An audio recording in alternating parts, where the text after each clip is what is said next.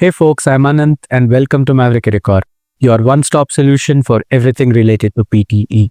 We at MaverickEduCor are committed to impart expert strategies, proven tips and tricks, and valuable insights to ace your PTE exam. For more details and paid assistance, contact us on the WhatsApp number mentioned below or on the email ID. We will be happy to help you further. Let's look at one of the most important questions in your speaking module, which is repeat sentence. I'm sure most of the folks who have attempted the exam will know that it is one of the most overwhelming and draining questions. But with practice and right amount of tips and tricks, I'm sure you will be able to breeze through this question very easily in your exam. Now let's go ahead and understand what needs to be done in your repeat sentence question. First and foremost, PTE says that listen to the sentence and repeat it. Meaning they will play one audio, you will have to listen to it and then repeat it exactly as you've heard it. This is what PTE says. Now, let's look at an example as to what I'm talking about. Students from different backgrounds can achieve a variety of qualifications. Said students from different backgrounds can achieve a variety of qualifications. This is what you need to do in your exam. But for how many questions you would need to do it? You would need to do it for 10 to 12 such questions. Now, coming to the duration part of it, how long will be the audio of the sentence? The sentence would be about 3 to 9 seconds. Now, coming to the preparation time, absolutely no preparation time, or hardly you would get 1 second of preparation time, which is negligible in the exam. Then, recording time is up to 15 seconds. On the other hand, remember folks, for this particular question, especially repeat sentence, you will not have a beep sound between your, audio and your response. Between that, there is no beep sound. Remember this and let's proceed forward. Let's look at a representational image of repeat sentence for your exam. Now, as you can see over here, there is an audio recorder which will play the audio. You will have to listen to it. Now, after this audio is being played, there is no beep sound. Okay. Once it says recording, that is when you need to start speaking. Once you complete, go ahead and immediately click next for your next question in your exam. Let's go ahead and understand the skills that is required for your repeat sentence question. As per the PTE scoring guide, your oral fluency is considered for speaking, pronunciation for speaking, and content for listening. Why these three things come? Because it is an integrated task. If you can remember, you're listening to the audio, they are assessing your listening skills, and your response, they are assessing your pronunciation and oral fluency. These are the three important things that PTE will consider in your repeat sentence question. Now, coming to each individual skill marks, oral fluency will give you 0 to 5 marks, pronunciation again 0 to 5 marks, and content will give you 0 to 3 marks. It depends on how much of content you say, how clearly you speak, how clearly you pronounce the words. Based on these, marks are given for each repeat sentence question. Let's go to the approximate marks that will be scored in your repeat sentence question. You can clearly see that you will get about 30 to 32 marks for speaking and listening, both of these modules, because it is an integrated task. That is why they're giving you marks for speaking and listening. Approximately, you will get about 64 marks, 60 to 64 marks, folks. Remember the importance of this question. Moving ahead, let's first understand the do's for your repeat sentence question. You need to speak clearly, naturally, and effortlessly. You would have heard the same words in your read aloud video as well. No changes from read aloud to repeat sentence. You need to speak clearly, naturally, and effortlessly. Remember, this is the first important thing. Next, maintain your speed and pitch throughout your responses. You have 10 to 12 repeat sentence questions. Don't try to, vary your speed or pitch in those 10 to 12 questions. Maintain it at a moderate level. Next, speaking clearly will fetch marks for your pronunciation. Reason being, if you can speak clearly, PTE software will be able to understand the words that you're speaking. Else, it will start reducing marks for your pronunciation. Next, this is the most important thing. Remember, if you can speak at least 60% of the words from the sentence itself, then PTE would award you good amount of marks. Reason being, PTE is trying to assess your listening skills, comprehension skills, and then the way you give your response. End of the day, it is trying to assess whether you are able to listen understand and then give a response. This is what it means. So at least repeat 60% of the words from the sentence itself. Next, addition of words is allowed provided you maintain your fluency. Obviously, when you're repeating a sentence, I'm very sure if you hear it for the first time, for the given amount of time, I'm sure most of us would not be able to repeat 100% of the words. So that is why you can at least repeat 60% of the words. In between, I'm sure people will add words. Similarly, if you can add words without breaking your fluency, then it is very good for you to achieve good marks. Next, you need to divide the sentence into phrases to repeat it easily. Meaning, what I'm trying to say is, if you have a lengthier sentence, if you can break it down into small pieces, then it would be easy for you to visualize and then repeat. That is your next point.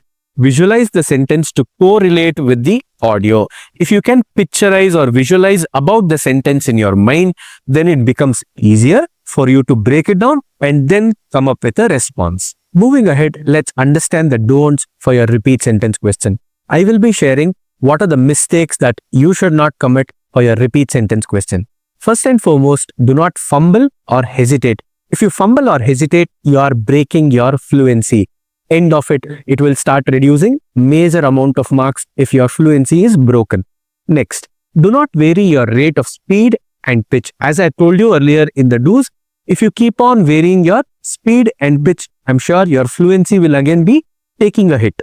Next, never go back and correct your mistake or repeat your response.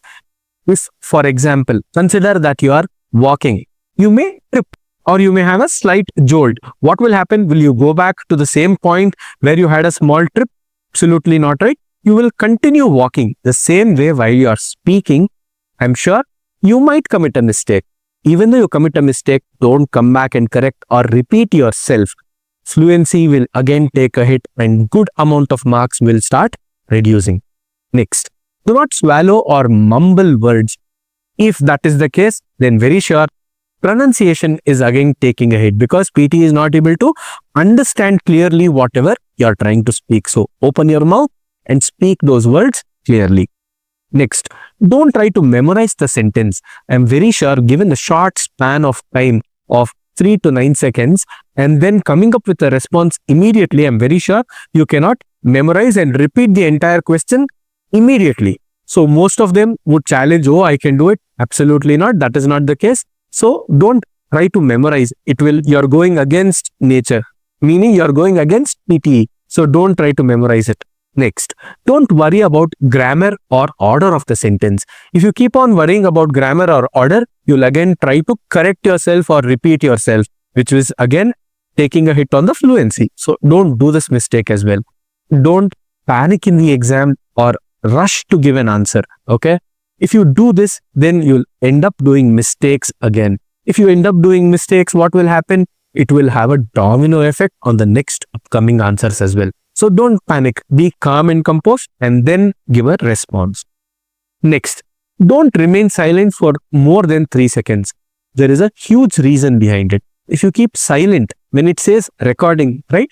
PTE is expecting you to give a response. If you keep silent for even after 3 seconds, right? It will turn off your microphone detecting silence, right? So that is why I'm telling don't keep silent for more than 3 seconds anywhere in your recording time. You need to speak. That is a task that they have given you. If you don't speak and remain silent, PTE will turn off the mic and then you'll miss that particular repeat sentence question.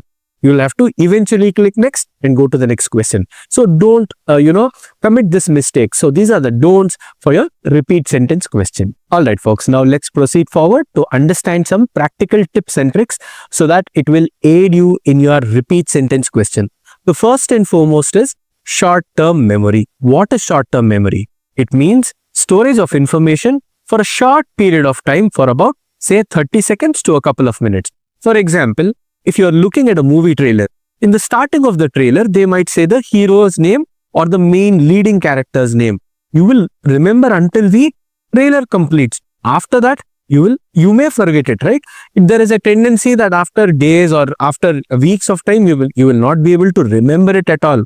So for that short period of time, you will remember the name of the leading character. That is what is called short-term memory. I hope you have understood that.